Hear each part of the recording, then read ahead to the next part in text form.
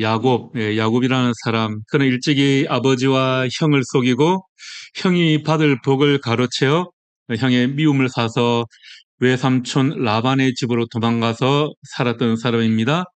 이 야곱이 부모 품을 떠나 외삼촌 집에서 산 지 20년이 다 되었죠. 외삼촌 집에서 뭐 거의 머슴살이 노릇하듯이 그렇게 일한 다음에 마침내 대가족을 거느리고 이제 고향으로 돌아가게 됩니다. 그렇지만 형 에서를 다시 만날 생각을 하니 두려워서 먼저 신부님꾼을 보내서 안부 인사를 드리기도 하고 또 종들을 시켜서 상당한 수의 짐승과 선물을 미리 준비해서 보냈습니다. 자, 그러고도 마음이 놓이지 않아서 야곱은 재산과 처자들을 먼저 앞에 보내고 자기는 야복이라는 그 나루터에 홀로 남아서 밤새도록 어떤 낯선 사람과 씨름을 하게 됩니다. 이 싸움에서 끝내는 복을 얻어낸 야곱은 다음날 아침에 그를 비추는 해를 바라보며 길을 떠나게 되죠. 자, 그러자 저 앞에 형 에서가 이제 다가오고 있는 것이 야곱의 눈에 들어오는데 앞에 보냈던 그 종들의 말대로 형님은 혼자 오는 것이 아니었습니다. 수백 명이나 되는 힘센 장정을 거느리고 에서가 오고 있는 겁니다. 야곱은 혹시라도 형이 자기를 공격해올 경우를 대비해서 다시 한 번 더 조심스럽게 순서를 정해서 작전을 짜죠. 자, 맨 앞줄에는 그에게 자식을 낳아주었던 여종, 두 여종과 여종에게서 난 아들을 제일 앞줄에 세우고요. 그 두 번째 줄에는 레아, 레아와 그의 자식들, 그리고 마지막으로 세 번째 줄에는 그가 가장 사랑하는 라헬과 막내 아들 요셉을 따르게 그렇게 순서를 배치합니다. 자, 그렇지만 이번에는 야곱이 지금까지와는 달리 뒤에 처져 있지 않고 그들 제일 앞장서서 나아가죠. 마침내 형 에서 일행과 마주 부딪히게 되었을 때 야곱은 형 앞에 7번 엎드려서 큰 절을 하게 됩니다. 자, 이렇게 7번이나 절을 한다는 것은 자기를 최대한 낮추고 상대를 최대한 높이는 그런 몸짓이었을 겁니다. 야곱의 이런 행동은 아마도 형의 마음에 들기 위해서, 형의 마음을 조금이라도 더 누그러뜨리기 위해서 한 그런 행동이었을 겁니다. 그런데 성경을 가만히 읽어가다 보니까 겉으로만 하는 행동이 아니라 실제로 형을 하나님처럼 대하는 그런 야곱의 마음이 아니었을까, 그런 생각을 해보게 됩니다. 야곱이 10절 말씀에서 보면 에서에게 형님의 얼굴을 뵙는 것이 하나님의 얼굴을 뵙는 것 같습니다, 이렇게 말하는데요.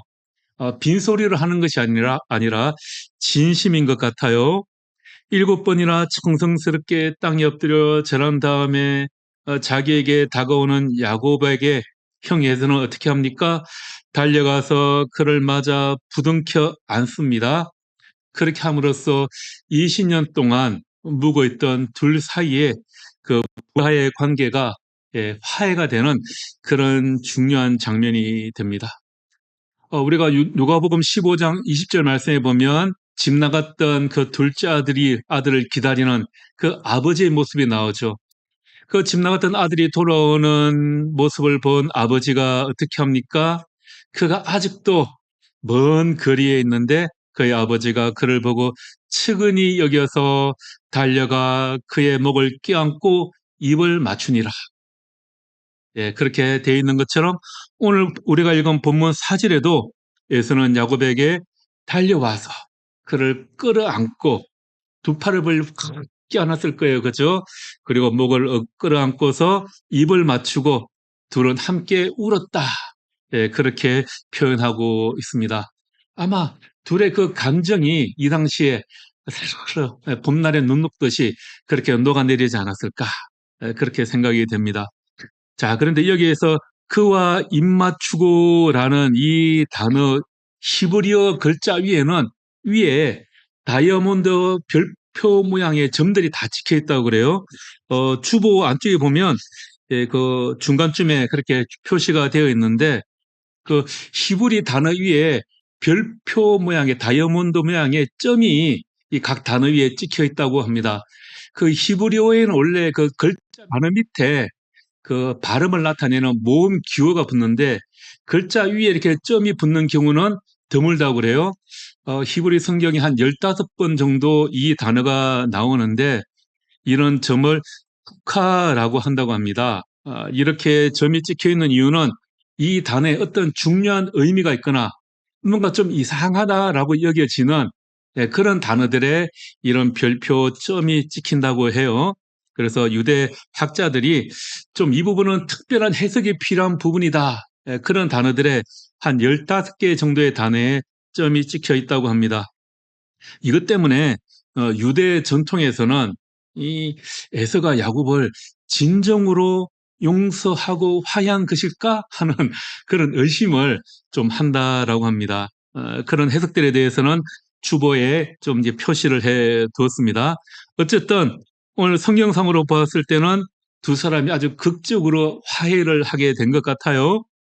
그렇게 극적인 형제 상봉의 그 흥분이 서서히 가라앉자 에서는 야곱의 처자들을 보면서 동생에게 묻습니다. 아니, 네가 지금 데리고 온 이 사람들은 다 무엇이냐? 누구냐? 아니 네가 아버지 집에서 도망치듯이 그렇게 달아나서 20년 동안 삼촌 집에 홀로 기거했는데 아니 지금 이렇게 많은 가족과 종 또 가축을 끌고 오는 것을 보고 에서가 한편으로는 좀 깜짝 놀랐을 것 같습니다. 예, 야곱이 대답하죠.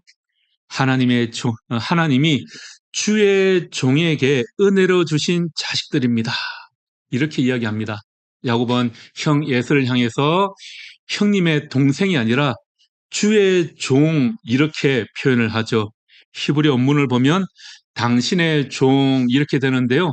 여기서 이 당신이라는 것은 좀 존칭을 나타내는 그런 단어입니다. 그러니까 어르신의 종, 주인님의 종 이런 뜻이 될 것 같습니다. 야곱은 오래간만에 다시 만난 형님 앞에서 자기를 나는 당신의 아우 동생입니다 이렇게 표현하지 않고요. 나는 당신의 종입니다. 이렇게 표현을 하는 겁니다. 그런 다음에 야곱은 처자들도 형 에서에게 차례대로 인사를 시킵니다. 이렇게 아우의 가족과 인사를 나눈 에서는 8절에 또 묻죠. 내가 오는 길에 만난 가축대는 또 웬 것들이냐? 웬 이 선물을 이렇게 많이 했느냐? 무슨 뜻으로 이렇게 선물을 했느냐? 이렇게 묻는 겁니다. 이 부분도 히브리 성경을 원문 그대로 좀 표현을 해보자면 이렇게 된다고 합니다.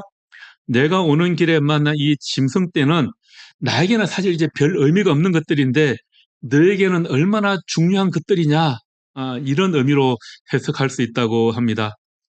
에서는 이같이 지나치게 많은 선물이 아니더라도 나는 이미 너를 용서하고 아우로 다시 받아들일 마음의 준비가 다 되어 있다. 네, 그런 의미를 가지고 있는 거죠. 그러니까 이렇게 선물을 많이 보내지 않아도 괜찮은데 에, 이렇게 굳이 선물을 할 필요가 없다. 이런 의미인 거죠. 이런 형의 물음에 야곱은 자신의 마음을 솔직하게 털어놓습니다. 내 주께 은혜를 잊고 싶어서 가지고 온 겁니다. 내가 형님에게 정말 은혜를 받고 싶습니다. 내가 어르신의 눈에서 은혜를 발견하기 위해서입니다. 이 정도의 번역이 될 것 같아요. 풀어본다면 어르신, 내 주인님의 눈에 내가 좀 들어 보이고 싶어서 다시 말하자면 잘 보이고 싶어서 이렇게 준비했습니다. 그런 의미가 되겠죠. 여러분 오늘 성경에 보면 형님이라는 단어들이 몇 번 나오기는 하는데요. 히브리어 본문으로 살펴보면 오늘 본문 전체에서 야곱이 에서를 형님이라고 부르는 그런 단어는 한 번도 나오지 않습니다. 아우의 말을 들은 에서는 그 선물을 받지 않으려고 합니다. 아우야, 나도 이미 충분히 많은 재산이 있다. 너의 것은 그냥 네가 가져라. 그렇게 말을 하죠. 에서의 말을 에서의 말은 동생을 맞이하는 그의 행동처럼 야곱을 이제 내가 그냥 너를 동생으로 잘 받아들일 테니까 이런 선물 같은 거 별 필요 없어. 이렇게 이야기하는 겁니다. 그렇지만 야곱은 어떻습니까? 형을 형이라 부르지 못하고 호부허영, 호영하지 못하고 아직도 형을 주인님, 어르신이라고 부릅니다. 그리고 자기는 당신의 종이라고 부릅니다. 서로 비교가 좀 되지 않습니까? 이렇게 보더라도 에서에게는 이 야곱의 선물이 사실 별 의미가 없다라는 겁니다. 네가 나에게 선물을 많이 하든 않든 그건 중요한 문제가 아니야. 네가 지금 나에게 다가온 것, 나를 찾아온 것, 그것이 중요한 거야 라고 이야기를 하고 있는 거죠. 그래도 야곱은 형에게 자신의 호의를 좀 무시하지 말라고, 물리치지 말라고 하면서 선물을 다시 받아달라고 간청을 하죠.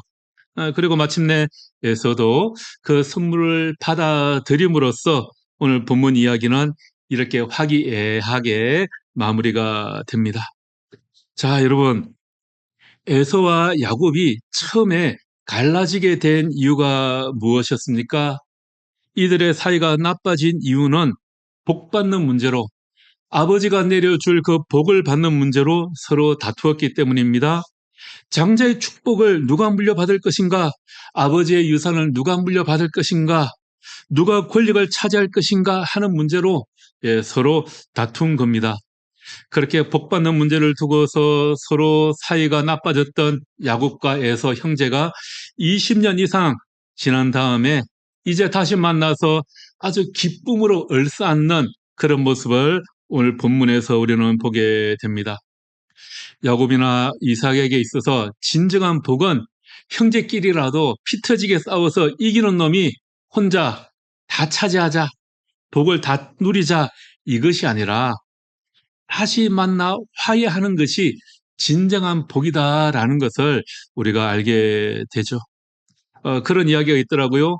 부모님이 물려주신 이 건물을 형제들이 서로 차지하겠다고 싸우다 보면 결국 그 건물은 변호사에게 가 있다고 합니다.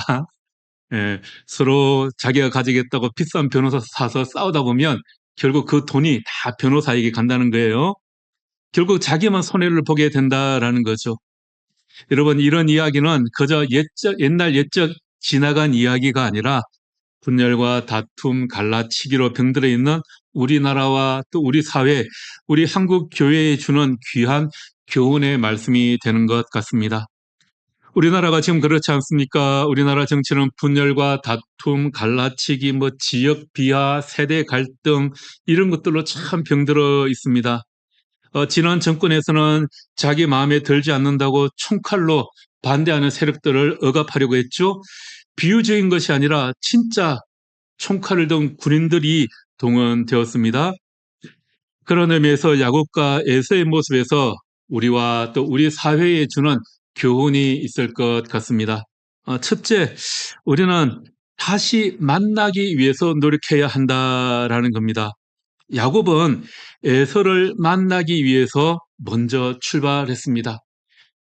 에서와 자기가 어떤 사이인지, 에서가 자기를 지금 어떻게 여기는지 잘 알고 두려웠습니다. 그렇지만 야곱은 하나님의 말씀을 따라 에서를 만나기 위해 고향으로 출발했습니다. 야곱은 아주 긴장감 넘치는 그런 만남을 준비했을 것 같아요. 에서가 400명의 군대를 이끌고 자기를 맞으러 온다는 소식을 들었습니다. 그래서 야곱은 너무 두렵고 걱정되었다라고 성경은 말합니다. 그래서 그는 나름 치밀하게 다 준비를 했죠. 지난주에 우리가 나눴던 내용입니다.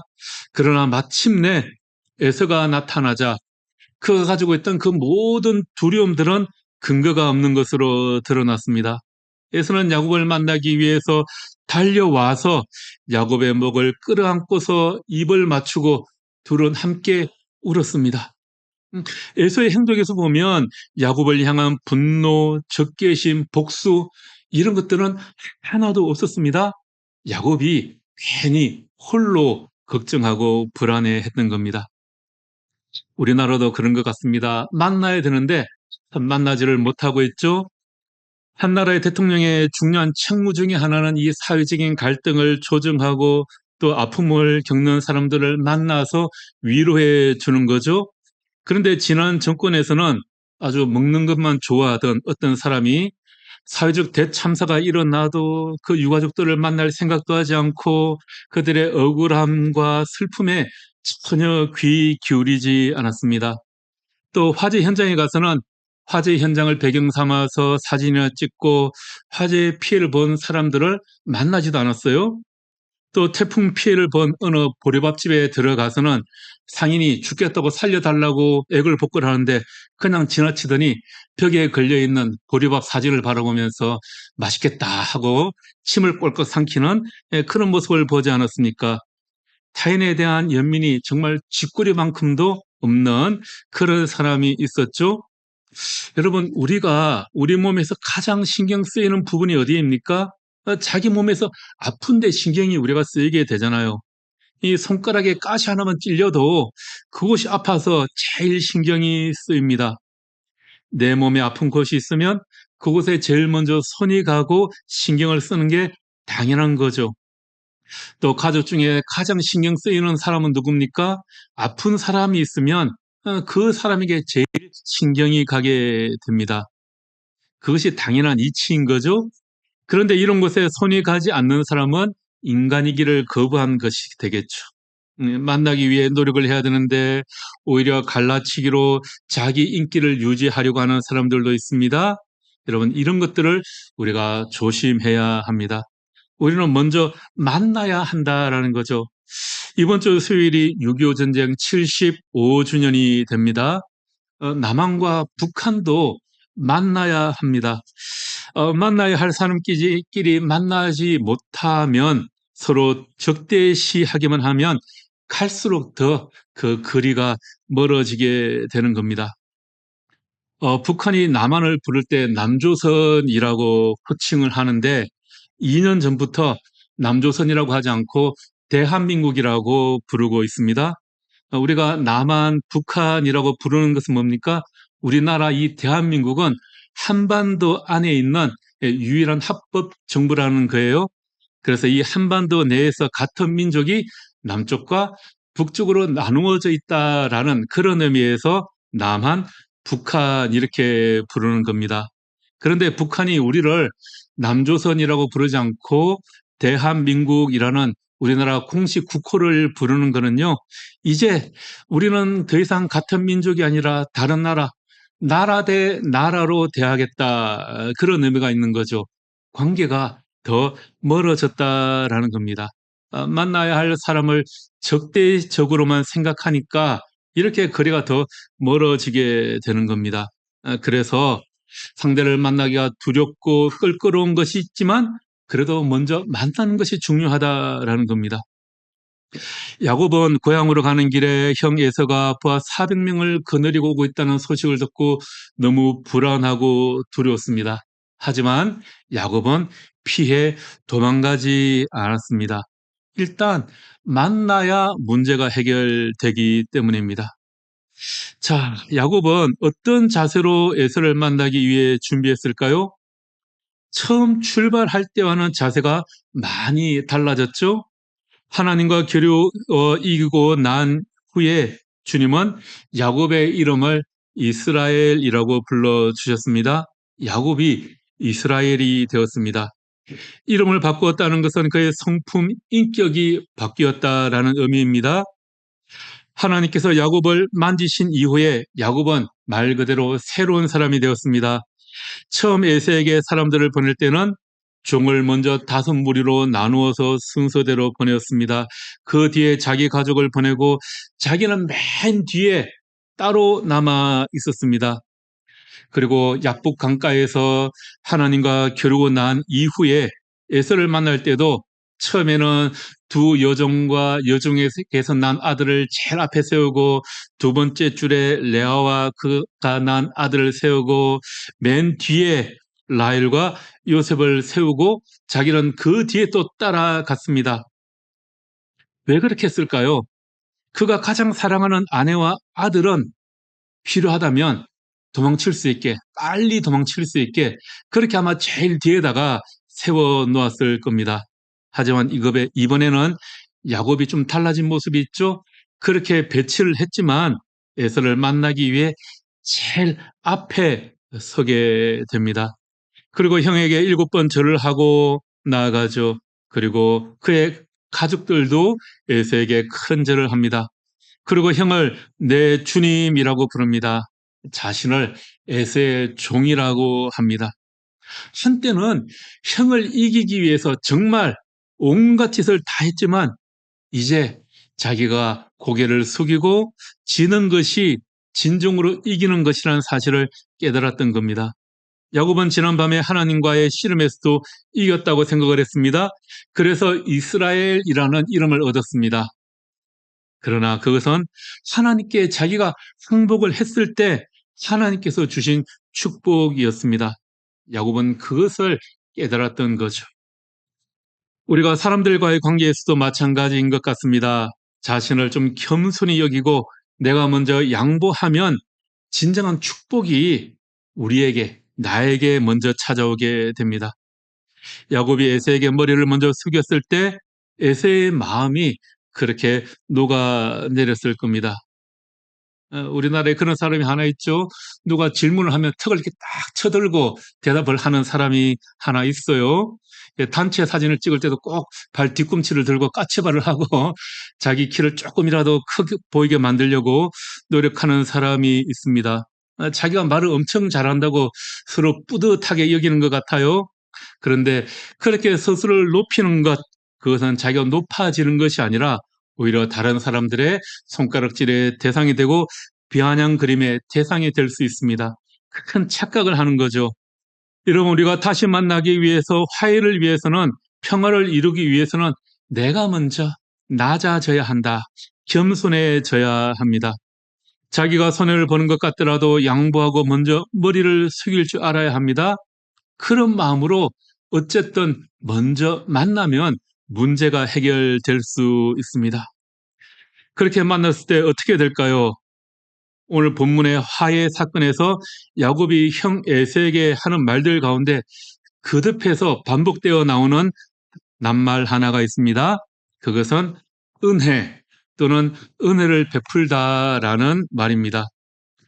야곱은 형에게 하나님의 은혜로 가정도 이루고 재산도 많이 가지게 되었다고 하면서 이제 형님 에서로부터도 은혜를 받고 싶습니다. 이렇게 이야기를 합니다. 지금까지 자신이 살아온 것이 오로지 하나님의 은혜였다면 이제 앞으로 자기 운명은 에서가 용서라는 그 은혜를 베푸는 것에 달려 있음을 알았기 때문입니다. 여러분, 형 에서가 아우를 받아들여서 고향에 살도록 허락해 주지 않는다면 어떻게 되겠습니까? 그가 군사력을 동원해서 야곱을 친다면 은혜를 베풀어 주지 않는다면 어떻게 되겠습니까? 이제까지 그가 이룬 모든 것이 다 물거품이 되고 말 것이기 때문입니다. 다행스럽게도 에서가 이 은혜를 아우에게 베풀고 야곱도 에서도 아주 행복하게 되었습니다. 여러분, 우리는 은혜 없이는 살아갈 수 없다라는 것을 깨달아야 합니다. 우리 생명의 주인 되시는 하나님의 은혜, 그리고 우리와 관계를 맺고 살아가는 그 사람들 사이에서 주고받는 은혜, 이 둘이 한데 어울러져야 우리가 아주 행복하게 살아갈 수가 있습니다. 여러분, 지금 우리나라, 우리 사회, 그리고 이 한국 교회 안에서 서로 만나지 못하고 싸우고 분쟁이 계속해서 일어나는 이유가 뭘까요? 한국 교회가 쇠퇴하는 이유가 뭐겠습니까? 하나님의 은혜를 받는 것에만 관심이 있고 다른 사람들에게 겸손히 은혜를 구하거나 은혜를 베푸는 것에는 우리가 너무나도 인색하기 때문입니다. 야곱과 에서 사이에 왜 분쟁이 일어났습니까? 서로 아버지의 복을 받기 위해 싸웠기 때문입니다. 그래서 야곱은 거짓말을 해서라도 복을 가로챘습니다. 우리를 용서하시고 받아주시고 이끌어주시는 하나님의 은혜를 모르고 남에게 용서를 구할 줄 모르고 그저 자기가 받을 복만 추구하기 때문에 우리 사회와 또 한국 교회의 불화와 다툼, 분쟁이 끊임치 않고 일어나고 있는 것 같습니다. 아마도 야곱은 형의 진노를 피해 집을 떠나 타향살이를 하는 동안 이 사실을 깊이 깨달았을 겁니다. 그래서 형을 만나 화해를 청할 때 이 은혜라는 말을 계속해서 사용하는 겁니다. 야곱이 아직 좀 덜 된 성숙하지 못한 사람이라면 어떻게 했을까요? 자기는 하나님과 겨루어 이긴 사람입니다. 그래서 하나님께서 그의 이름을 이스라엘로 바꾸어 주셨습니다. 장자의 권한을 자기가 가로채기는 했지만 어쨌든 그 장자의 권한이 지금 자기에게 있습니다. 그렇다면 에서 앞에서 이렇게 당당하게 이야기할 수도 있겠죠. 형님 보십시오. 제가 그 장자권을 빼앗아 얻은 덕으로 하나님께 이렇게 많은 복을 지금 얻었습니다. 그러니 그 옛날 우리 어릴 적 이야기는 좀 이제 잊어버리고 지금 현실을 좀 바라보십시오. 형이 나를 안 받아주셔도 상관없습니다. 나는 이미 하나님의 복을 충분히 받았습니다. 내가 어디 간다면 못 살겠습니까? 만약에 야곱이 에서에게 이런 태도로 나아갔다면 어떻게 해야 되겠습니까? 아주 큰 싸움이 일어났겠죠. 우리가 하나님의 은혜를 갈구하면 갈구할수록 우리는 내가 먼저 내 형제에게, 내 이웃에게 진심으로 용서를 빌어야 하고요. 또 그런 형제를, 이웃을 용서하고 받아들일 수 있어야 합니다. 우리가 하나님께 은혜를 받은 대로 내 주변에 은혜를 베풀고 또 용서도 구할 줄 알아야 한다라는 겁니다. 그렇게 하지 않으면 우리가 이미 받은 하나님의 은혜조차 우리가 잊어버리게 됩니다. 야곱은 에서가 되기를 아주 갈망했던 사람입니다. 구체적으로 말하면 그는 에서의 자리를 차지하기를 원했습니다. 그래서 엄마 자궁에서부터 에서와 투쟁을 합니다. 그는 에서의 발 뒤꿈치를 붙잡고 태어났습니다. 야곱이라는 이름의 뜻이 발 뒤꿈치를 붙잡는 자 아닙니까? 그런 에서의 장자권이 너무나도 갖고 싶어서 팥죽으로 그 장자권을 샀습니다. 그는 에서의 옷을 입었습니다. 속임수를 통해서 에서가 받아야 할 그 축복을 빼앗았습니다. 눈먼 아버지 이삭이 그에게 지금 네가 누구냐라고 묻자 저는 아버지의 맏아들 에서입니다라고 거짓말을 하였습니다. 자, 왜 그랬습니까? 에서는 야곱이 가지고 싶어 했던 그 모든 것을 다 가지고 있었기 때문입니다. 에서는 맏아들이었습니다. 에서는 털이 많은 자, 완전한 자라는 그런 의미가 담겨 있습니다. 또 아버지의 사랑을 받는 아들이었습니다. 그래서 야곱은 이 에서가 되고 싶었던 겁니다.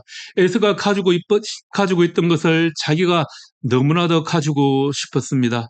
그래서 형의 축복을 온갖 수단과 방법을 다 동원해서 가로챘습니다. 이제 야곱이 20년이 지나서 에서를 다시 만났을 때 그동안 그가 받았던 축복을 형에게 돌려주려고 합니다. 야곱이 에서에게 선물을 주겠다라고 하죠. 자, 야곱이 에서에게 선물을 주는데 이 선물이라는 단어의 히브리어 의미는 나의 축복이라는 그런 의미가 담겨 있습니다. 그러니까 야곱이 지금 에서에게 주는 것은 단순한 물질적인 선물이 아니라 그동안 하나님께 받은 복을 형에게 제가 되돌려 드리겠습니다. 이런 의미가 담겨 있는 겁니다. 자신이 과거에 지었던 그 잘못을 되돌리는 화해의 상징으로 자기가 그동안 하나님께 받았던 그 축복을 형에게 돌려주는 겁니다. 지금까지 야곱은 아마도 부나 권력이 축복인 줄 알고 살았을 겁니다. 그것을 위해서 남을 속이고 형을 속이고 아버지를 속였습니다. 다른 사람의 뒤꿈치를 붙잡으며 살아왔습니다. 그런데 하나님의 이 은혜를 깨닫고 나니까 진정한 축복은 부나 권력에 달려있는 것이 아니다라는 것을 깨닫게 된 거죠. 그래서 자신이 받은 이 물질적인 축복을 형에게 다 되돌려 주고 7번씩이나 큰절을 하면서 형에게 자기 자신을 낮추는 겁니다. 여러분, 이 세상의 역사를 돌아보면 거의 중요한 매 순간보다 우리 인간들은요, 자연의 신이나 부, 권력을 숭배하는 그런 문명과 실험해 왔습니다. 성경에도 이런 것들을 갈망했을 때 이스라엘은 길을 잃게 됩니다. 지금 우리나라에도 보면 이러한 부와 권력을 갈망하다가 수많은 사람들이 이상한 길로 가고 있고요. 나락으로 떨어지고 있는 것을 보게 됩니다. 지금 한국 교회와 사회도 은혜를 받기만 하려고 하고 베풀지는 않으려 하기 때문에 이러한 다툼과 분열이 일어나고 있는 겁니다. 야곱이 하나님이 축복하시는 사람 이스라엘이 된 것은 부와 권력에 달려있는 것이 아니었습니다. 이 세상의 힘과 육체적인 능력에 달린 것이 아니라 영적인 부, 정신과 마음, 바로 하나님의 은혜에 달려 있습니다. 우리가 이 사실을 잘 깨달아야 하겠습니다. 또 이제 우리나라는 6.25 전쟁 75주년이 됩니다. 야곱이 에서에게 찾아가고 자신을 겸손히 낮추어 화해를 이룬 것처럼 이 사회와 남북 간에 또 전쟁으로 깨어진 세계의 여러 지역에 그리고 여러분의 가정에 화해와 평화의 만남이 일어나기를 기도합니다. 그래서 그 만남의 기쁨이 넘쳐나기를 주님의 이름으로 축복하며 기도합니다.